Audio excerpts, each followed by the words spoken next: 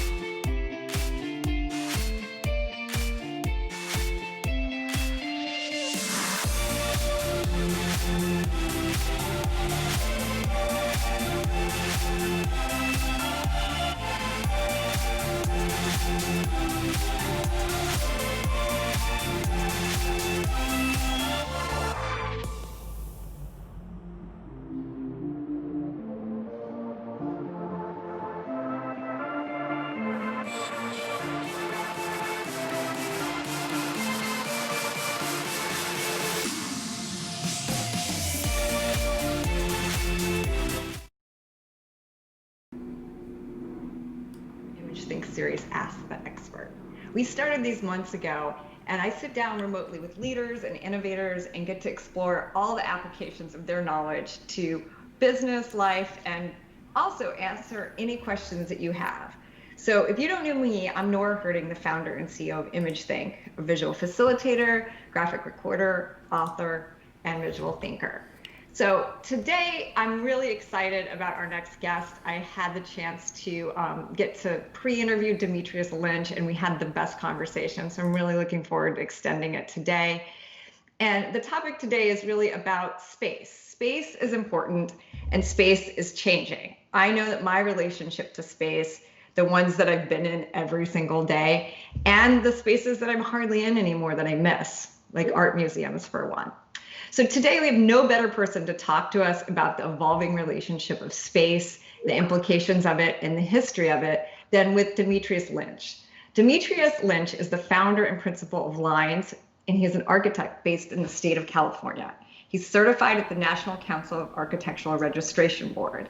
And he practices both in the US and international in all kinds of ways: specialty retail, creative office interiors, restaurants, medical facilities, and boutique hospitality with a focus on residential design.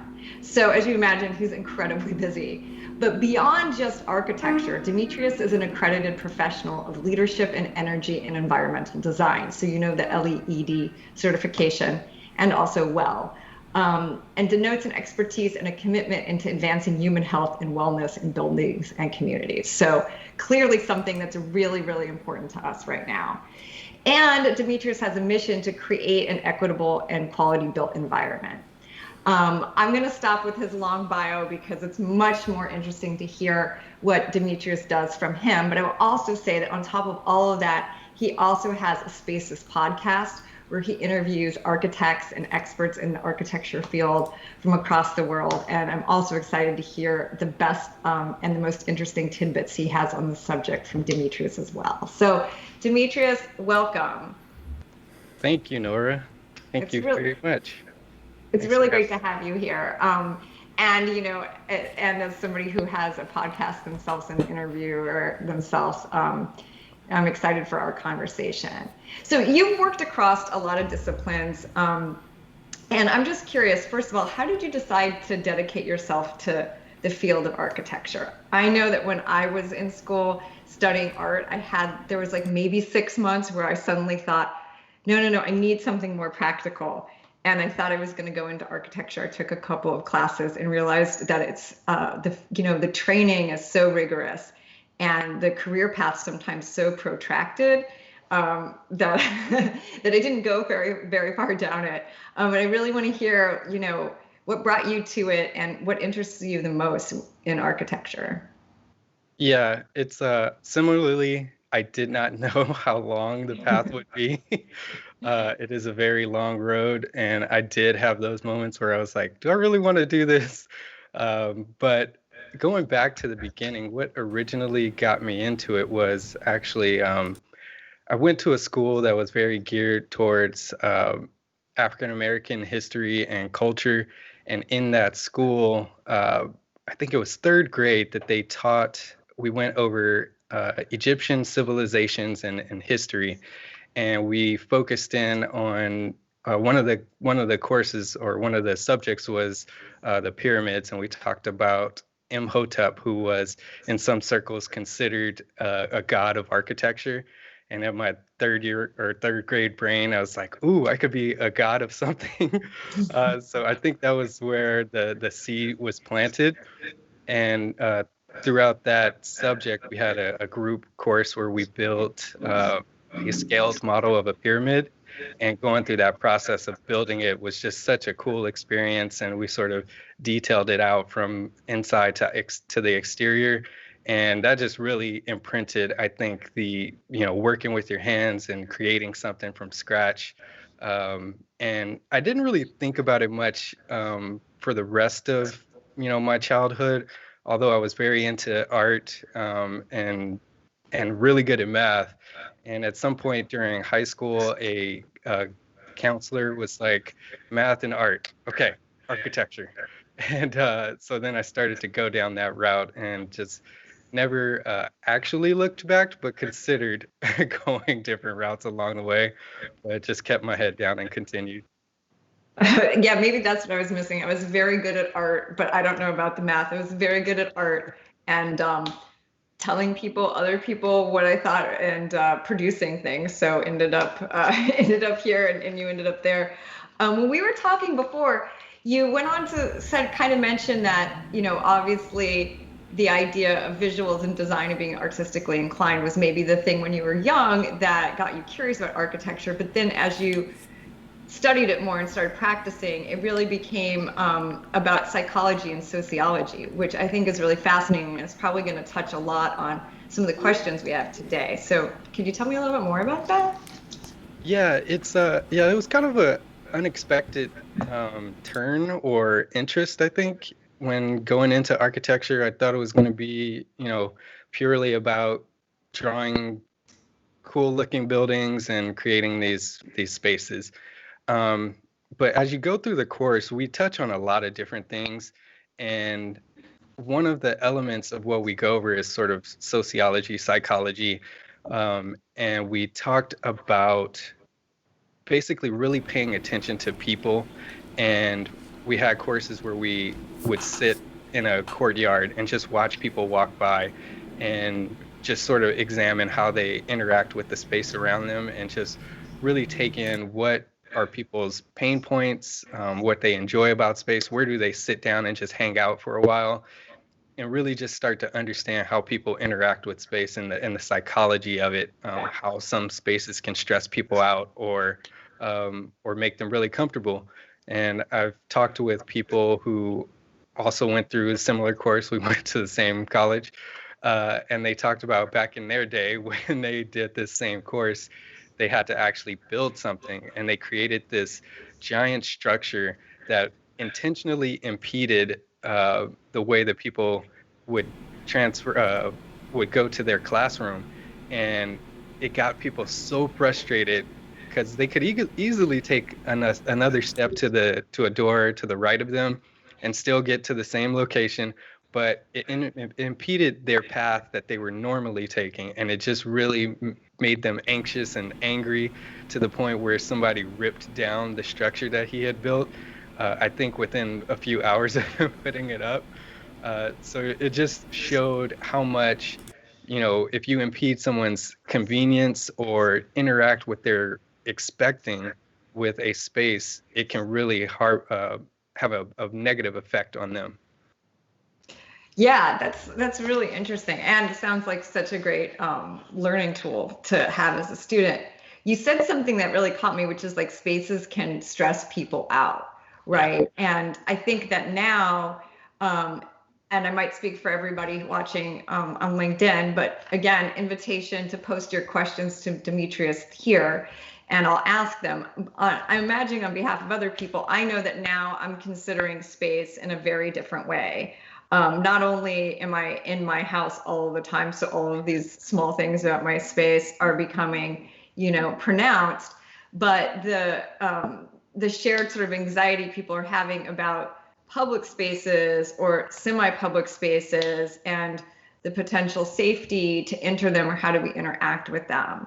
So I know that you already have had in your work an idea around the health of buildings, the health impact on people in the spaces.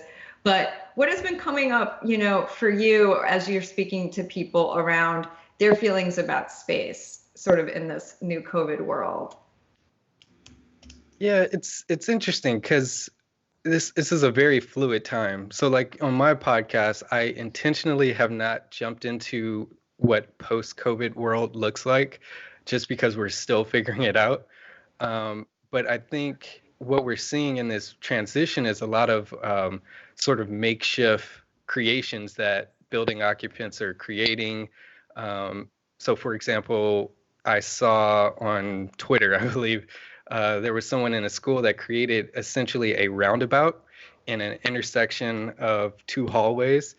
And the idea behind that is there was a recommendation from the Architectural American Institute of Architects, which is the AIA, some people may have heard of.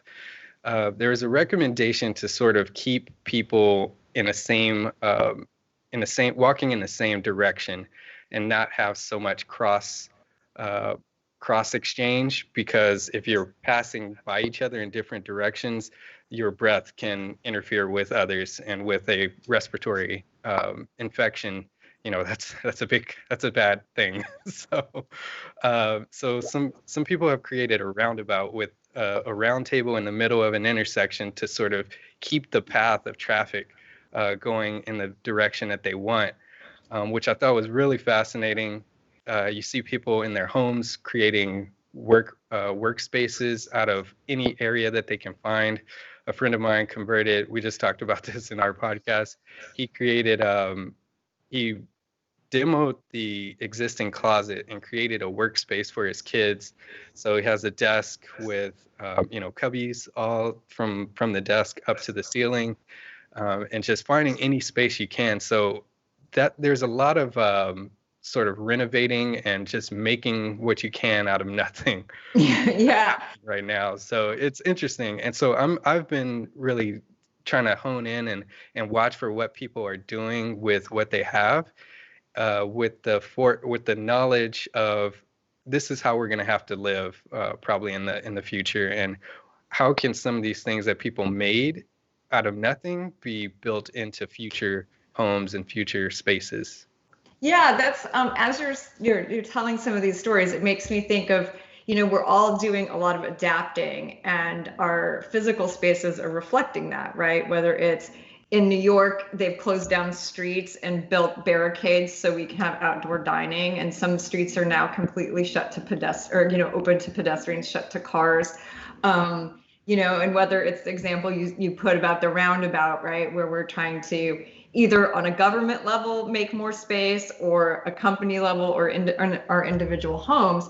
And I have a great question, which is from Mike Rohde, who some of you might know has also been a previous Ask the expert on the show. Is to that point, he's wondering if you have any tips about how to plan a home office. He said that his was just kind of became a junk drawer for the whole house. And now, 2 years later, he's trying to dig it out and sort of redesign the space, especially as you said, and he says as well, that it's going to be something a little bit more long term. So I'm guessing that Mike, thank you, Mike. It's great that you're joining us, but that Mike's question is a lot of our questions right now. I know that I'm working out a corner of my kitchen that just happens to look like an office from this direction. But any general tips for us, Dimitrius? Yeah, I would say that, when we're working with adapting to what we have, one of the things to keep in mind is flexibility.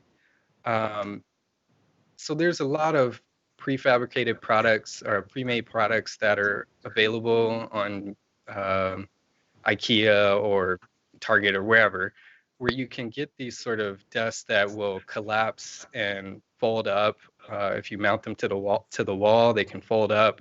And then getting chairs that, while they're not entirely comfortable, folding chairs with pads, trying to think more along those routes because it's difficult to give up the space that you have, especially if you're using a guest room. um, you can convert that into more of a flexible space so that you can store things away and then fold them out when you need to. So that's probably my biggest recommendation, at least for the time being, until you can, if you can't afford it now, to do like an actual addition or an ADU in your backyard. ADU is a accessory dwelling unit or an accessory unit. If you can't afford to do that yet, I would think more along the lines of flexibility and finding pre-made products that can be mounted fairly easily and fold away, and then you can pop them down when you need to, because it's kind of hard to give up the spaces that you already have in your home, and I understand that completely. So, creating where you can is a big thing, and using flexible pre-made products is probably the easiest way to do so.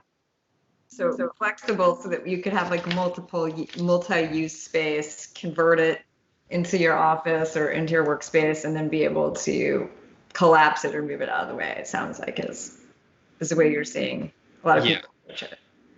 Yeah, it's not necessarily that everybody's doing it that way, but that's just my personal opinion on how to deal with this situation, because it's we have spaces that we create for a certain use, and that's all they're used for. And if you lose your guest room to create an office, then you don't have a guest room. So trying to think about how you can use one space for multiple uses is my recommendation through this time, until you can afford to create something that's standalone or do an addition to your home to make that space. Yeah, more flexibility because like you said, if once my parents are able to get on an airplane again, otherwise they're sleeping on the air mattress under the desk. So they probably appreciate that advice, Dimitrius. Yeah. We have got some really great questions kind of along this theme still. So Lynn Nezin, director at FCB Health, has messaged, and she says, what do physical spaces and emotional psychological spaces impact each other? So kind of what is that relationship? And related to that, the following question by Pravathi Ajit, who wants to know, what is the impact of colors, images, and patterns have on the psyche? And I think probably these questions are coming in because we're in the same space for so long, right? If you're like myself, or people on the ImageThink team, you're still working from home. So you're really in the space. And these things hour after hour probably have more impact. So any advice or answers for Lynn and Pravathi? Yeah, so I'm not a color expert, so I wouldn't be able to recall exactly how each individual color affects you specifically, just from memory, but they do affect the way that you perceive a space. From some that I can recall, I believe yellow is kind of a calming color, or not calming, but sort of an exciting color, and it does supposedly stimulate your appetite. So McDonald's intentionally incorporated yellow into theirs. Green is calming, sort of the more grounded colors, the light browns, the green tones are more calming. Red is very exciting and can sort of veer towards anger. So I would definitely look into some of those colors, because they do have an effect on the way that uh, your emotional state within a space. Um, and there's plenty of resources. There's actually a TED talk by, I believe her name is Ingrid Fattel. She did a great talk it's called The Joy of Space. I highly recommend if you're interested in learning more about colors and sort of how they interact with space. That's a good reference to sort of get your feet wet. But there's lots of resources on color, and they definitely do have an effect on how your emotional state within a space. Yeah, so it sounds like the takeaway for Prabhati there is it's not that there's one color that's good or bad, but it's really thinking about, well, what is the space and what is the activity or the mood you want to have in that space, right? Like maybe yellow in your kitchen makes a lot of sense, like if it's an appetite stimulator, but in the bedroom you might want to, you said, go after browns or things that are more calming. Exactly.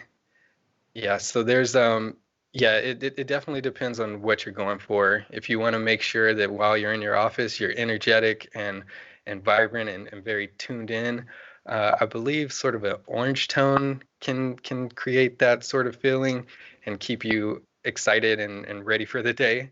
Although we're all still gonna hit that 3 o'clock threshold. That color is called coffee, I think. At 3 o'clock, right?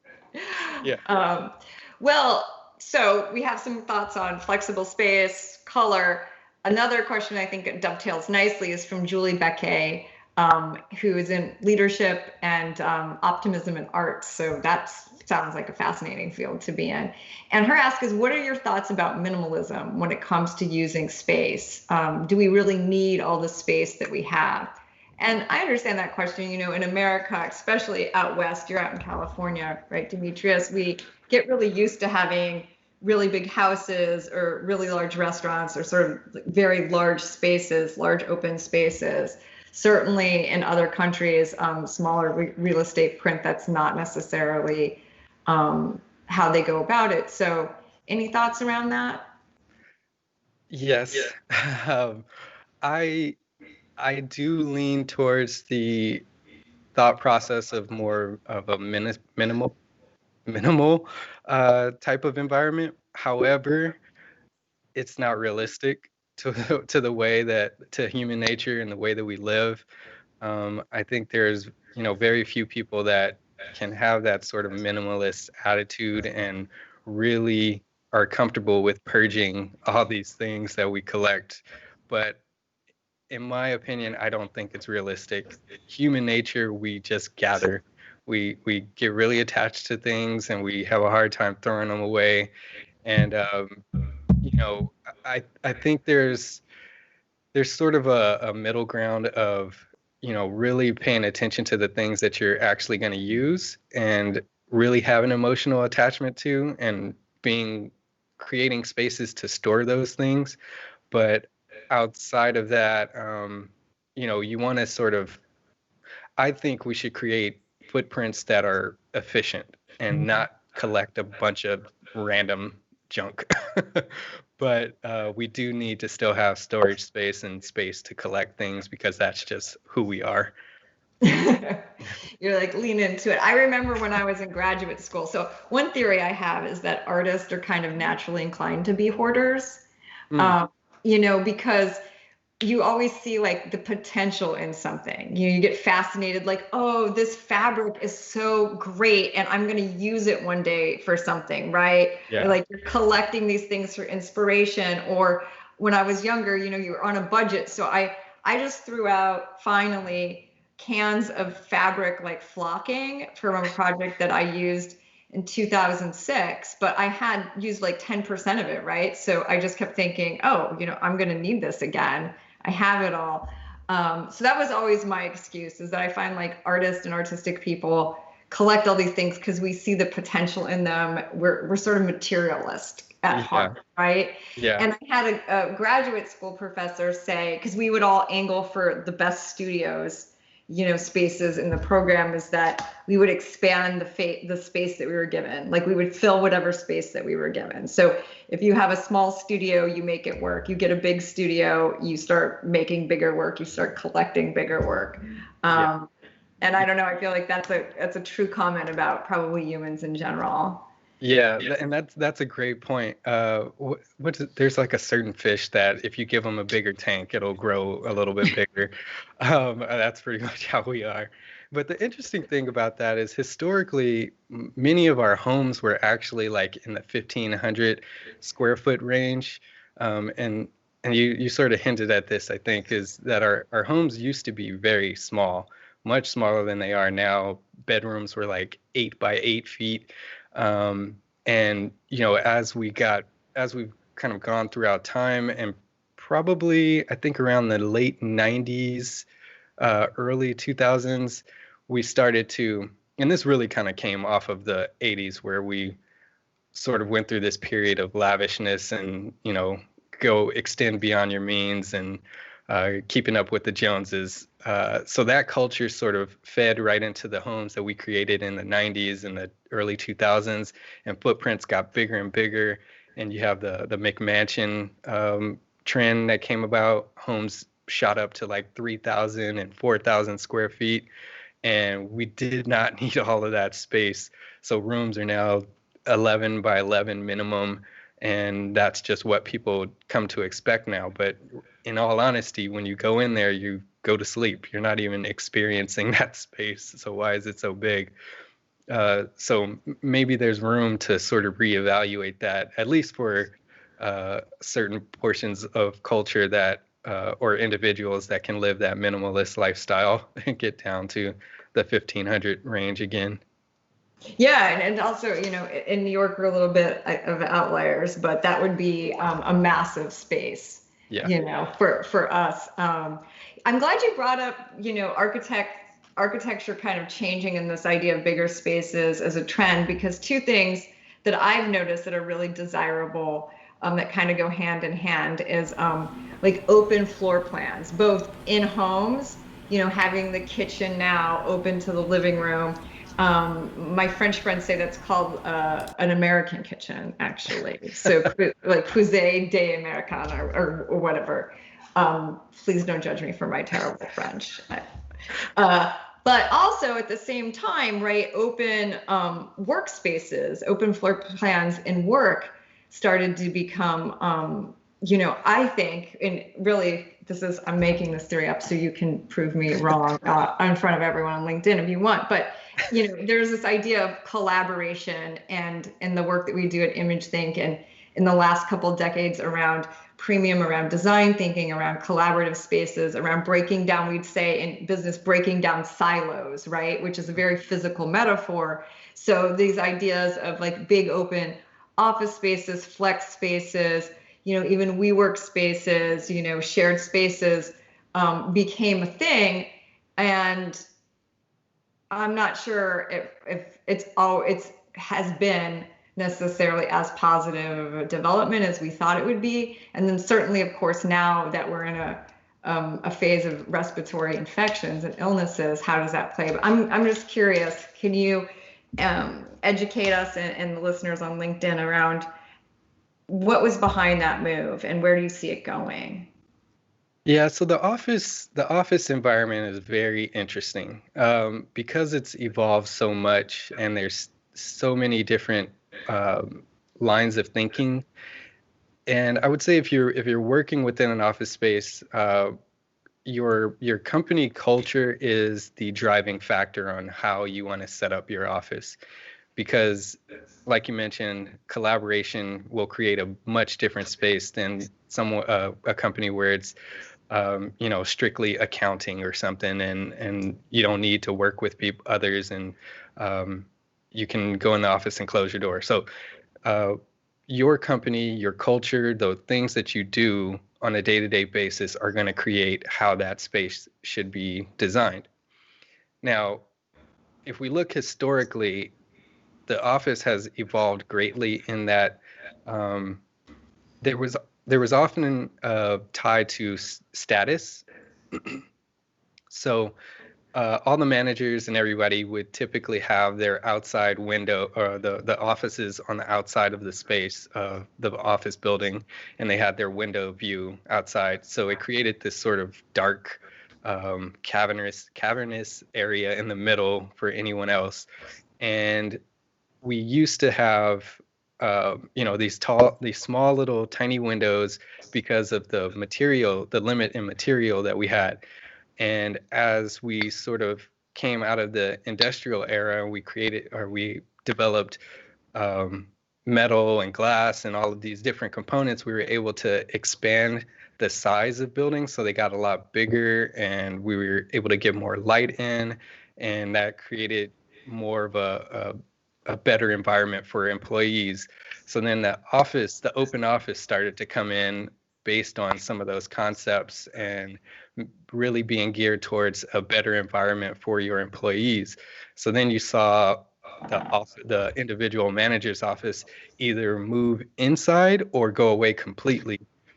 So it's all been sort of tied to this evolution of how we perceive our employees, or how at least we want to make our employees think they are perceived.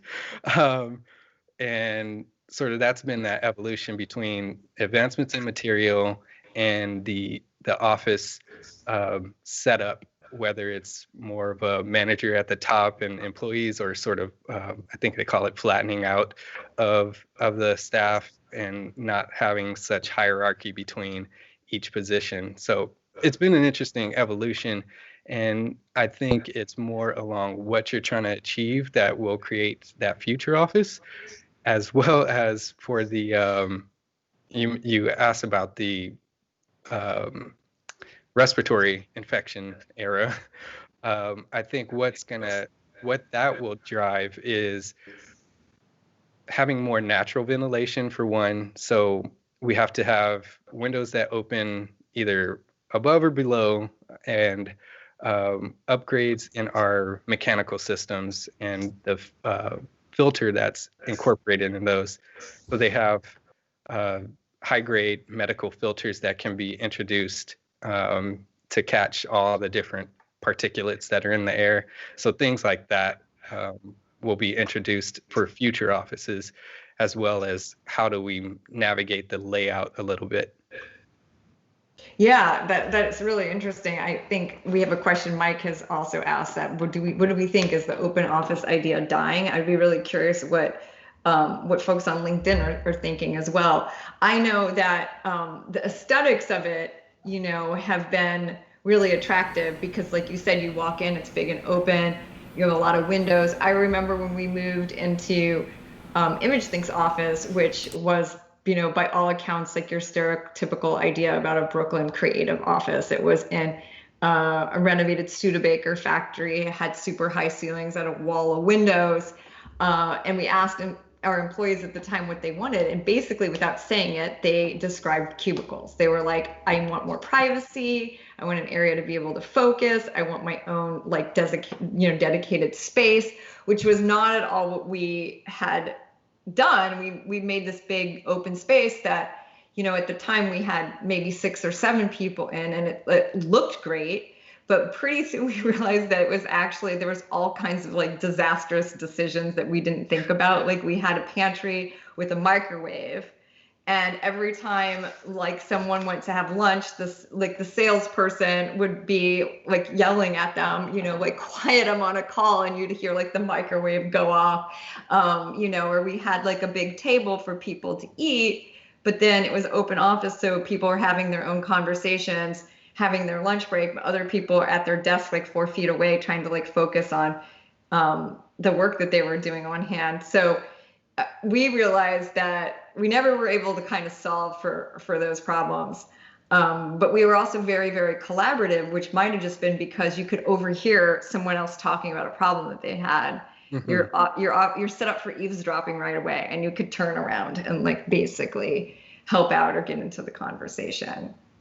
Yeah, I don't think the open office will necessarily go away completely, but I think it's going to evolve. And in my opinion, I could see more of breaking down that open office. So it's not necessarily just you can look from one wall all the way to the other, but it's sort of breaking it down into teams. So there's smaller pockets of, an open team. So of 6 people, and then there's a bar of the manager's office or something that breaks that up. And what that can do is, if someone is infected, and you can sort of pinpoint who it is and who they had the most contact with, you can sort of isolate that team and, well, not isolate them there, but, tell that team, stay out for 2 weeks or whatever it is, and you can sort of control it in that way. So it's broken down into teams, and then you have these other areas, small areas that are also open for collaboration if you have cross-team collaboration needs. And then one of the trends that's happening right now are these dedicated phone booths. So there's these small sort of 5x5 rooms or something that people can jump into really quick to make a call if they need to have quiet or make personal calls or anything like that. They can jump in there. So sort of those little elements, I think, will be the future of how we design, to have a little bit more control over where people are and being able to identify if someone was sick. We should move, these 6 people out for a couple of weeks and Right. clean their area. So like confining a bit more like people's foot traffic or the areas in which they're going to be circulating in, so you could almost do contact tracing more easily. Yeah, exactly. We have a great question from someone named Bieta who's joining us from Poland. Wonderful. Her question, and she's a registered nurse, so that might also be why, but any tips on lighting and ventilation for folks? And then the second part of her question, which I'm also going to ask because I think it's a great question too, tips on what we can do in the space to help us stay focused. Ooh, those are some tough ones. Those get really technical. So I touched a little bit on ventilation. So the odd thing with ventilation when we talk about like office space in particular, we have codes now that permit windows from opening all the way on floors, I think, above a certain height from the second story up. So there's locks on the windows, or the windows don't open at all. So I think we need to start to introduce windows that are operable at the higher level. So those I forget what they're called exactly. I can't think right now, but windows that are operable above the head height, or they're small sort of band windows that can open at the foot level. So they're too small for anyone to squeeze through, but you can open them up for ventilation that way. So introducing more natural ventilation that way, to get around, not get around, but to still adhere to the code, I think is going to be a big part of us trying to get back and introduce into our buildings. And then just so that we're not leaning so much on our mechanical systems only. And then on the mechanical front, to introduce those higher value filters, which one's called the HEPA filter. I forgot her name that asked this question, but she may be familiar with that. So it's like a hospital grade filter that it's more fine and captures particulates that can be in the air and prevent those from recirculating into the space. So those two things on the mechanic or the ventilation front, I think will be big. Lighting, one of the things that we try to lean towards, especially considering is sort of giving individuals the ability to have their own task lighting and lighting that they control, and ventilation as well. So having, lights right there on your desk allows you to get the light that you need. So you have the ambient light within the space, but there's certain things that you need more focus and more light, because if it's dim at all, your eyes start to get tired and you immediately are done with whatever you were trying to do. So having ample light, effective light is a good thing to try and incorporate. So desk lighting is good to have nearby and available for you to use. And then what was the last one? We had light, ventilation. Was there another one? Light and ventilation, and then tips on helping us stay focused, which maybe those two things are part of the equation for helping folks stay focused. What would you say? Yeah, those are definitely the two that sort of jump out as trigger points to keep you focused. your comfort level is probably one of the biggest factors for staying focused. So having good lighting, having comfortable temperature, so you can't be too cold, you can't be too hot. So that goes to the point of allowing people, both in an office and while you're at home, having access to control those temperatures, easy access. So if you're in an office, you know, being able to have possibly those sort of smaller pockets of teams rather than a big open office, it's easier to control those temperatures.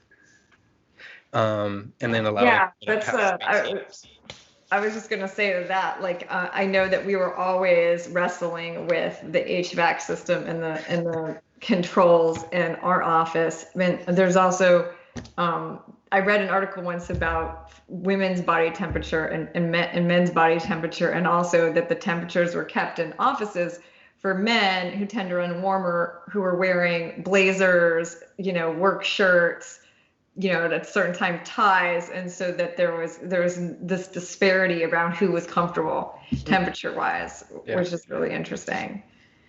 Yeah, definitely. So I think so that trying to hone in on keeping people comfortable and having them have the ability to manage their own comfort level is going to be a big part of helping them stay focused. And that's sort of one of the things that we have a lot of conversations about. Well, I also really thought that, you touched on it, but to just highlight it, when you were mentioning opening the windows and you said something that'll, not require the mechanical system of the building.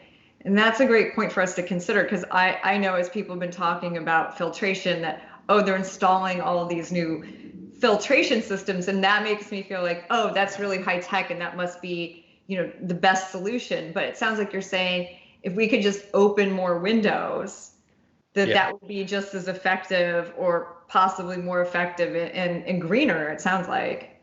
Definitely. And that's part of the lead training, is trying not to lean so much on the mechanical systems, but really taking into account cross ventilation.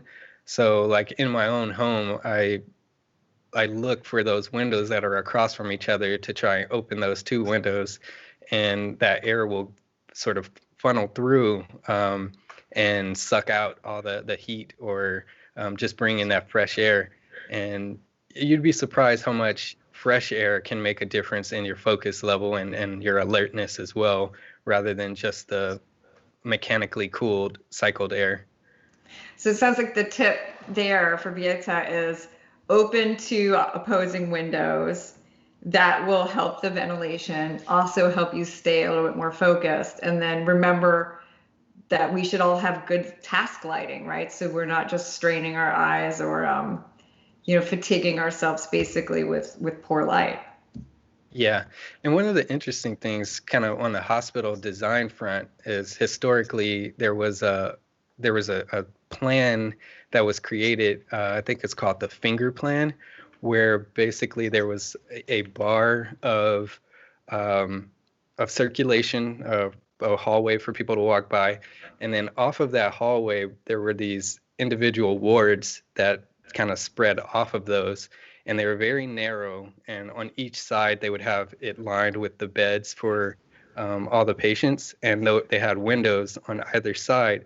So if you have having these narrow bars for people, or for the ward, and then windows for cross ventilation, allowed them to prevent the spread of disease and sort of keep that space clean and ventilated.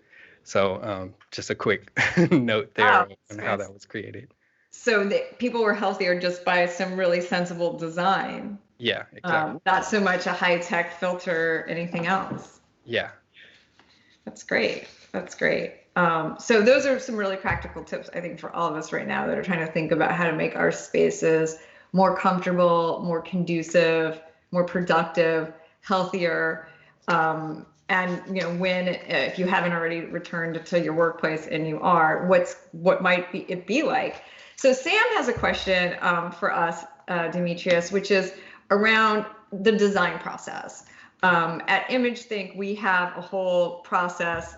We kind of think of it as like a life cycle of an idea, where we're working a lot of times with clients with really big projects, and there's a whole consensus building and a whole process to get an idea out of people's heads, iterate it, plan for it.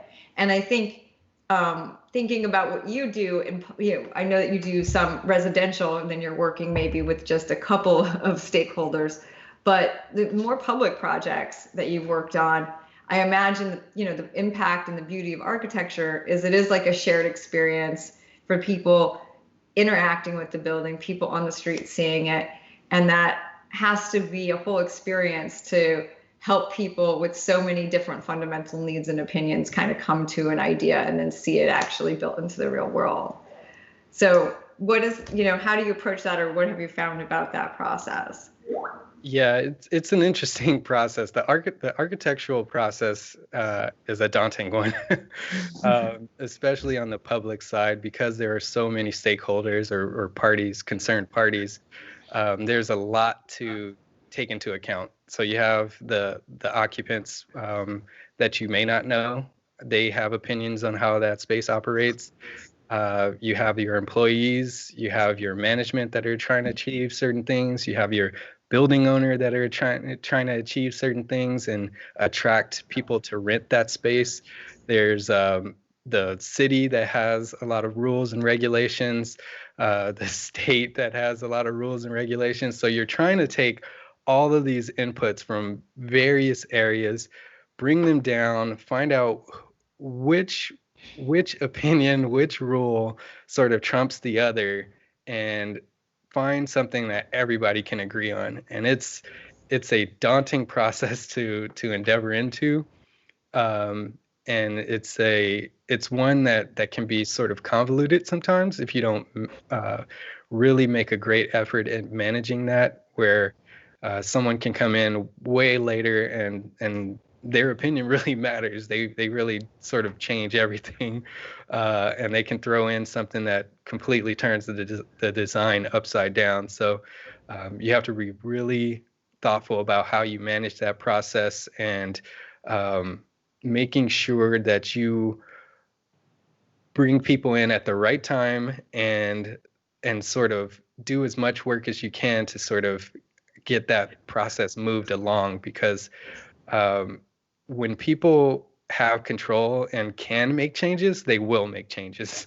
So you have to manage that as well, because as long as people think they can make a change, they will make a change. That's so true. We talked about this too, you and I, when we were chatting. So that doesn't surprise me. That's a daunting task. We worked with the American Association of Architects ourselves after Hurricane Sandy in the far Rockaways, where they kind of did some community listening around what the community needed to rebuild. Mm-hmm. So what has helped you in this process? I heard, and we've encountered that too, the stakeholder or senior person that comes in very late, and you have to kind of course correct. So getting the right people in from the beginning. But what else have you found in your experience, or when you've interviewed folks on your podcast? Because I think that this is an interesting topic that can apply to a lot of design and project development, whether it's architecture or software engineering or product launch. What else have you found has been effective to help make that process a little bit more seamless?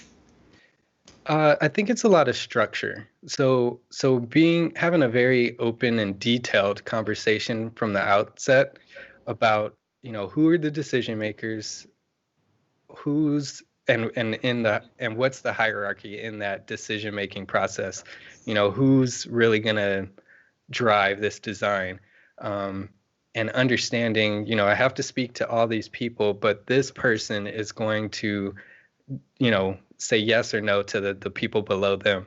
So understanding that hierarchy and who is going to have an opinion in the design is number one. You have to find that out from the beginning. And then having a process or structure that's set up with sort of markers of, we're working through the design, and then we have a stopping point. This is pencils down. There are no more changes from this point.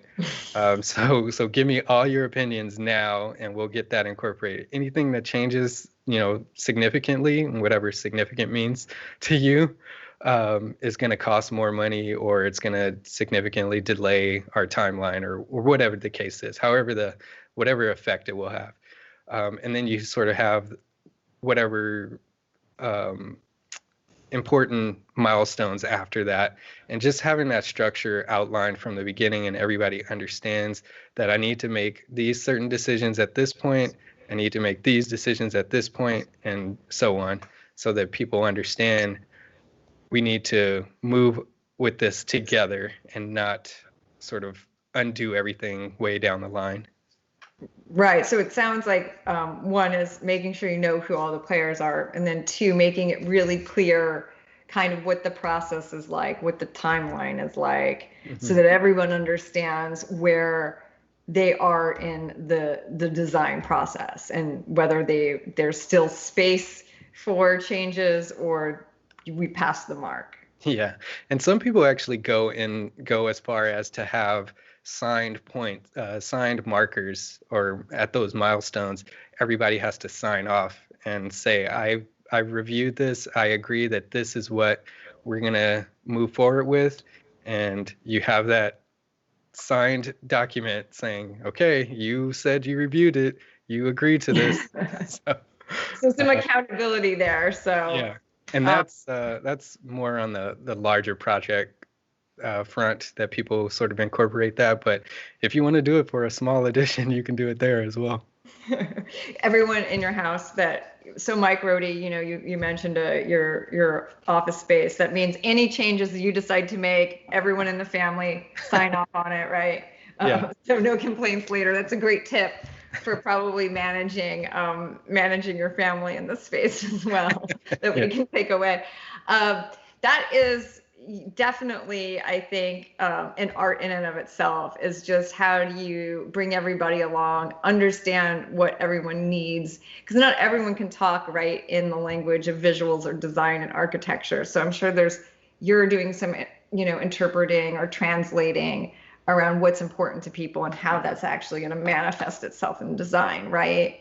Yeah, the people management is probably half of the job, really, is trying to figure out, take in all the information, figure out what's applicable or not, narrow that down to an exact design, and managing expectations of the process of design are a huge part of architecture. What do you think, to that end, right? Have you found that there's like one overarching misconception that us lay people have about architecture and the planning of architecture that you've encountered in working with folks? I think when it comes down to the understanding of what an architect is, one of the biggest misconceptions, I think, is that people think there are certain architects for certain parts of a building.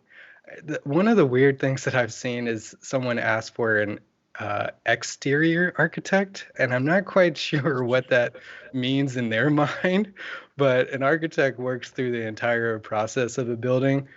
There are interior designers that, get down into the details of furniture and sort of some interior walls and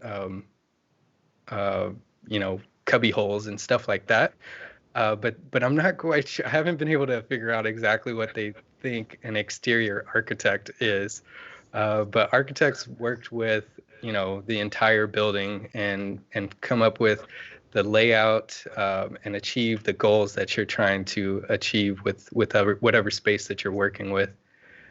So that's probably one thing that pops into my mind as far as misconceptions is I think it's divided up too much in people's minds of what an architect can do.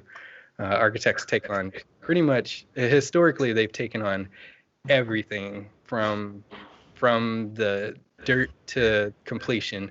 And it's gotten chopped up a little bit historically because of liability reasons. But if you start with an architect, usually you can get all the information that you need about how to achieve whichever project you're trying to take on.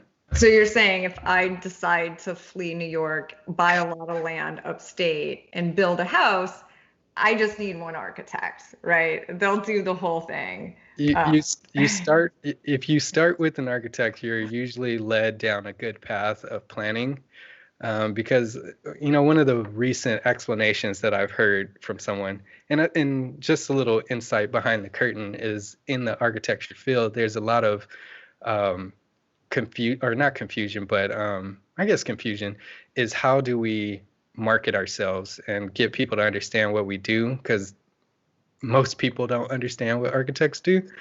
But what we do in this recent explanation that I heard is anytime you go onto something that has uncertainty, you're taking on a project and there's uncertainty. You don't know how to get to the end goal. There's risk, and there's risk in money, there's risk in time. So you need someone that understands that full process from beginning to end to sort of help mitigate those risks for you. And architects have been the ones that have understood the entire project range from beginning to end. So they can step in to give you that insight and help you create a path to your goal. And they may not be the ones to do every little bit along the way, but they can point you in the direction and give you heads up of who needs to be involved and a range of how much that is going to cost along the way. So they can give you a lot of insight into all those little things from beginning to end. Great. That's so one point person to that vision. Yeah. And sort of the orchestrator of that vision. Before we wrap up, one last question, which is coming in from Chris Coleman. He just asked, and I think we're going to see this more as things transition, is any insight or tips when you're in a mixed environment where you're working maybe on site, but you're also zooming in to remote workers, kind of this hybrid environment, and how might you think that architects and architecture will impact or can impact that scenario? So sort of a mix of digital and physical environment? Mm-hmm. Yeah. So I'm not sure. I haven't come across anything that sort of would inform how that would come into play necessarily, aside from maybe being very intentional about the data systems that are installed and making sure you have enough ports and things like that, and how arrangement of a space. So like my desk actually works this direction, if you can see my hand, to my left. But I turn my space when I'm doing Zoom calls so that I can get the light from the window. So that may be sort of a thing that we take into account when we're setting up spaces now, is, if they're going to be primarily doing this hybrid system, how do we arrange this space to make sure that we have good lighting from windows, or good lighting in the space, and not conflicting lighting of a window behind you, which we've all found with doing Zoom, you just end up a shadow if you have a light behind you. So maybe there's an arrangement of how we set up spaces in that way. Right. I think that's a great point, and being mindful of that. So Dimitrius Lynch, it's been so awesome to be able to explore space with you. And also thank you for answering. I think this is a topic that's on all of our minds right now, maybe more so than ever. Where can we find you for folks on LinkedIn that want to follow the work that you're doing, hear about what projects that you have coming up? And I know you're a very busy man, so we'd love to hear about what's exciting to you in your future before you go, and where we can also find Spaces podcast. Yeah, so I started my practice in 2018, and I quickly realized that, as you mentioned in my bio, I have this mission to create a equitable and high quality built environment, and I quickly realized that I couldn't do it on my own. So the next step in doing that was creating Spaces podcasts to sort of elevate the understanding and change the way that we think about space. And then the next level from that, I went on to co-found Gable Media, which is GABL Media, and you can go to gablemedia.com, and we're creating a platform of a bunch of different thought leaders in the AEC community to sort of elevate these conversations and try to collectively drive a change in our industry and the way that we perceive and design and build spaces. So if you want to, you can connect with me on LinkedIn. Dimitrius Lynch is how you would find me, Dimitrius Lynch. And my business is LYNES, LYNES. And you can find that on LinkedIn as well. Spaces Podcasts on LinkedIn as well. And then Gable Media is GABL Media Inc. I think we have on the end of that. And you can find those three, and then that will branch you out until websites and social media and all that stuff. So while you're on LinkedIn right now, just check all of those, and then you can go to the Spiderweb network. That's right. Like the whole enterprise of Dimitrius Lynch and the amazing projects that you have. I also think that Sam will post those on this underneath this channel too, so you can find Dimitrius. It sounds like you're doing incredible work to be more mindful about the future of spaces and buildings and the impact it's going to have on the environment, which is a whole nother topic. So thank you so much for joining us. Thank you all of you on LinkedIn Live that posted great comments, and also shout out to the talented Sasha Brito, our ImageThink graphic recorder, who visualized this conversation. Next month, join us back here. Post-election, I'm going to be chatting with Michael Walsh, an expert on leadership and development around managing through uncertainty, because I don't know about you, I'm feeling a little bit uncertain about what the next few weeks and months are going to be like as well. So thanks everybody, and again, thank you so much, Dimitrius. Thank you so much, Nora. Really had a good time with this. Thank you.